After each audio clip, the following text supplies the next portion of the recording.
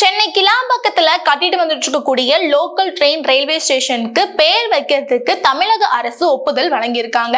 தமிழ்ல கலைஞர் பேருந்து முனையம் ரயில் நிலையம்னு, ஆங்கிலத்துல கேபிடி கலைஞர் பஸ் டெர்மினஸ் ரயில்வே ஸ்டேஷன் அப்படின்னு பேர் வைக்க இருக்காங்களாம். கிளாம்பாக்கம் பஸ் ஸ்டாண்ட் வர்றதுக்கு முன்னாடி நம்ம சென்னையில இருந்து எந்த ஊருக்கு போனாலும், வேற ஊர்ல இருந்து எங்க வந்தாலுமே கோயம்பேட்ல தான் போய் நம்ம பஸ் ஏறிட்டு இருந்தோம். ஆனா அந்த சைடுல ரொம்பவே அதிகமா டிராபிக் ஆகுது.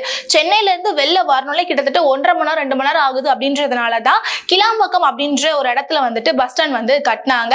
இப்போ எந்த ஊருக்கு போனாலும் அங்க இருந்தா போயிட்டு இருக்கோம். ஆனா மக்கள் வந்துட்டு சென்னையில இருந்து வெளில வராங்கன்னா பஸ் ரூட் மட்டும் தான் இருந்துச்சு. சோ நிறைய பேர் என்ன சொன்னாங்க, ரயில்வே ஸ்டேஷன் நீங்க கிளாம்பாக்கம் சைட்லயே ஒன்று அமைச்சு கொடுங்க அப்படின்னு சொல்லியிருந்தாங்க. இப்போ ஊரப்பாக்கத்துக்கும் மண்டலூருக்கும் இடையில கிளாம்பாக்கம் லோக்கல் ரயில்வே ஸ்டேஷன் வந்து கட்டிட்டு வந்துட்டு இருக்காங்க. இப்போ கிட்டத்தட்ட பணிகள் அது முடிஞ்சு கூடிய விரைவிலே வந்துட்டு பயன்பாட்டுக்கு வரும் அப்படின்னு எதிர்பார்க்கக்கூடிய நிலையில தான் இப்போ அதுக்கு பெயர் வைக்கிறதுக்காக தமிழ்நாடு அரசு ஒப்புதல் வழங்கியிருக்காங்க.